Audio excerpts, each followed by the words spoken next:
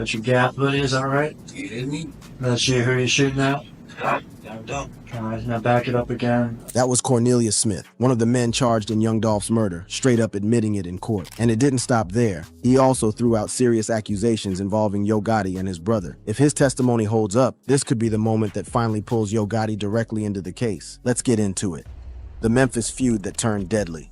The streets have been buzzing with allegations connecting Yo Gotti and his big bro Anthony Big Jook Mims to young Dolph's murder, leaving the culture shook and investigators on a mission to expose how deep this conspiracy really goes. Young Dolph, government name Adolph Thornton Jr., was hit up on November 17, 2021 at Makeda's Homemade Butter Cookies in Memphis, Tennessee. The beloved trap star had just pulled up to cop some cookies for his moms when shooters let off, cutting short the life of one of Memphis's most successful independent hustlers. The moment the news dropped, the streets started pointing fingers at Dolph's long-standing ops, Yo Gotti, and his collective music group camp. To really understand how everything popped off, we gotta rewind to 2014 when the tension first started brewing. Young Dolph was coming up in the Memphis rap game, gaining traction with his authentic street narratives and paper-chasing mentality. Yo Gotti, already established with his CMG empire, peeped game and tried to sign Dolph to his roster. This seemingly straightforward business move would end up being the spark that lit the whole block up. In a Vlad TV interview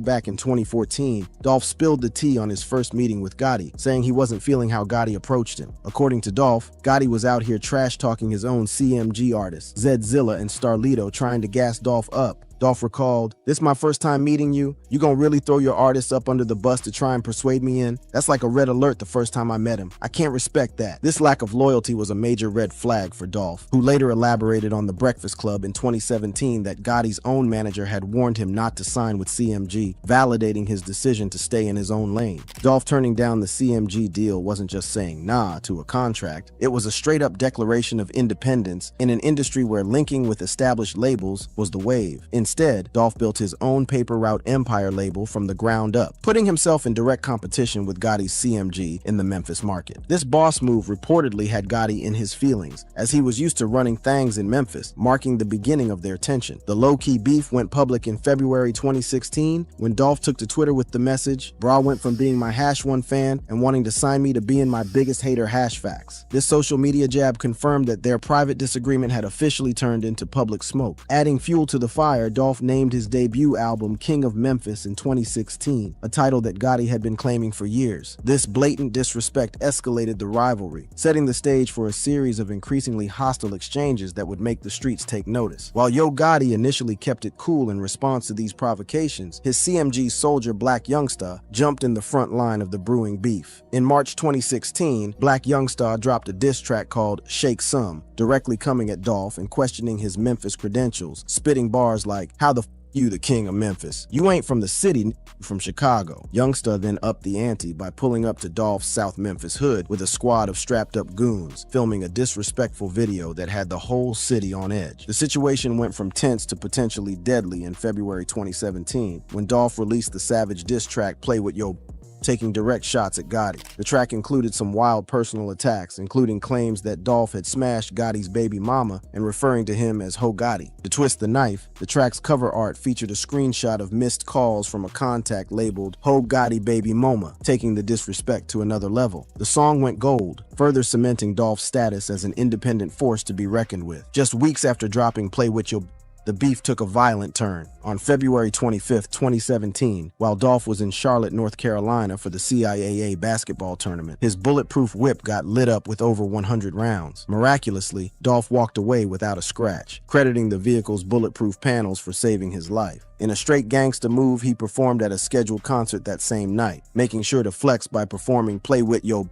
to let everyone know he wasn't fazed. The fallout from the Charlotte shooting brought new drama to the Dolph Gotti situation. Black Youngstar caught a case in connection with the shooting, as the van used in the hit was allegedly rented in his name. Youngstar turned himself in on May 16, 2017, but maintained his innocence, claiming somebody stole the whip. The charges against him were eventually dropped in 2019, but the incident further connected Gotti's CMG camp to the escalating beef, if only by association. Dolph, always on his hustle, flipped the Charlotte shooting into a money move move by dropping his second album, Bulletproof, in April 2017, which debuted at number 36 on the Billboard chart. The album's lead track, 100 Shots, directly referenced the shooting, turning the attempt on his life into content that further built his brand as an untouchable, independent force in the game. The violence continued in September 2017, when Dolph caught 3 bullets outside the Lowe's Hollywood Hotel in Los Angeles, leaving him hospitalized in critical condition. By coincidence or not, Gotti was reportedly staying at the same hotel when the shooting went down. Corey McClendon, a Memphis associate of Gotti, got booked on attempted murder charges, but was later released. Initial whispers suggested that Gotti might be a person of interest, but the LAPD quickly shut those rumors down. As the public narrative around the beef intensified, both rappers addressed the situation in interviews, often downplaying the beef or framing it as a misunderstanding. In October 2017, Gotti hit up the Breakfast Club, denying any real issues with Dolph. He claimed they had never argued or had any physical altercations, stating, "I'm the biggest rapper from Memphis. I help a lot of rappers from Memphis. I don't know, I can't really think about what it is." Gotti suggested that Dolph was using the beef as a marketing ploy to boost his bag, saying, "I really don't think homie got no issue.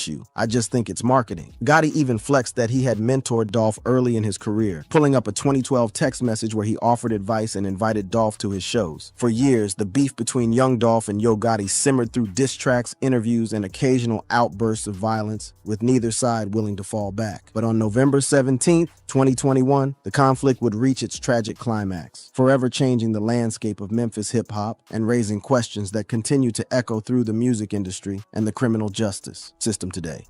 The murder investigation and trial revelations.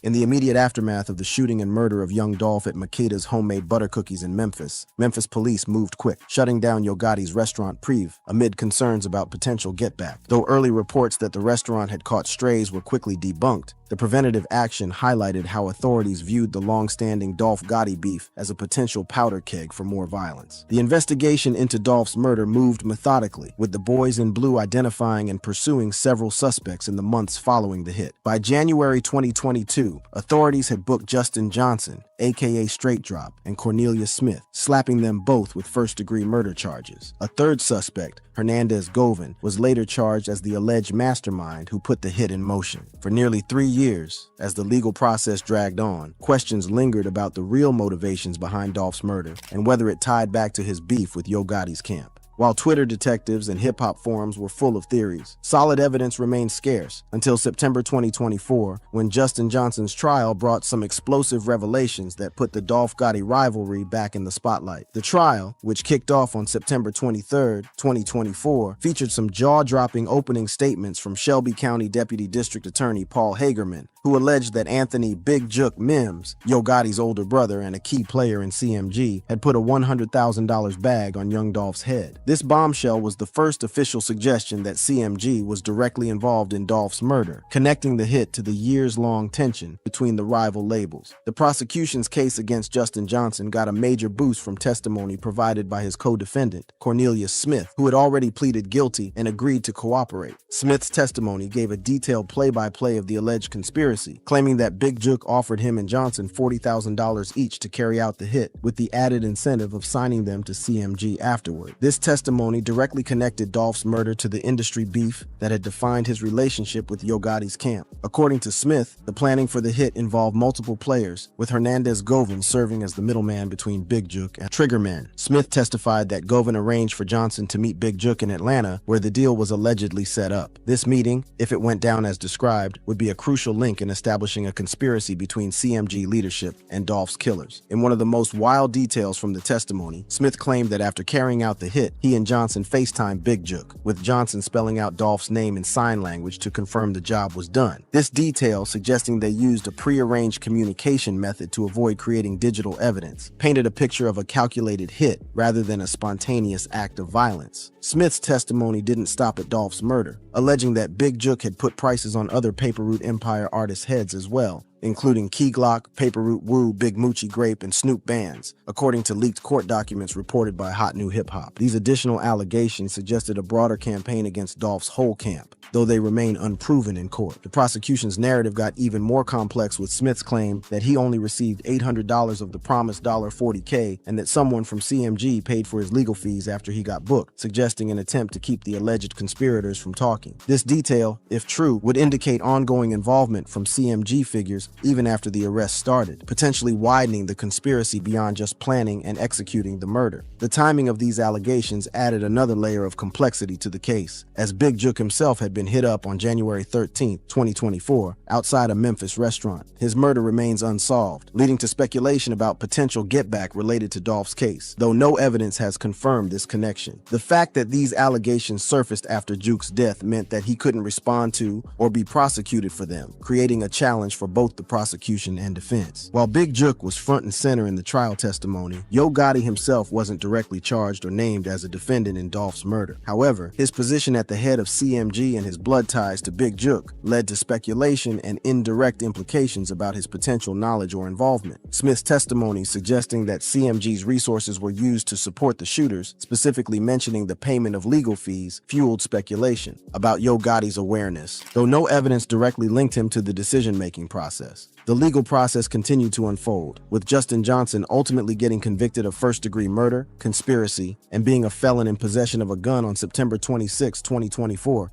He caught a life sentence, plus an additional 35 years for other charges. Johnson's lawyer, Luke Evans, argued that his client had been manipulated and pushed for a retrial, citing insufficient evidence. But these efforts didn't move the needle. Cornelia Smith, having pleaded guilty and snitched on Johnson, saw his case continue through the system, with a court date pushed to November 2024. Meanwhile, Hernandez Govan, the alleged orchestrator who maintains his innocence, is scheduled for trial in July 2025, which could shed more light on Big Jook's alleged role in the murder. The allegations against Yo Gotti specifically remained largely circumstantial, based on his family ties and business connection to Big Jook and CMG, rather than direct testimony or evidence implicating him in ordering or facilitating the hit. As Justin Johnson's trial wrapped up and attention turned to the remaining legal proceedings, the question of who ultimately bore responsibility for young Dolph's death remained partially answered. The court had established Johnson's guilt as one of the shooters, but the broader conspiracy, particularly the alleged involvement of Big Jook and potentially other CMG figures, remained to be fully adjudicated.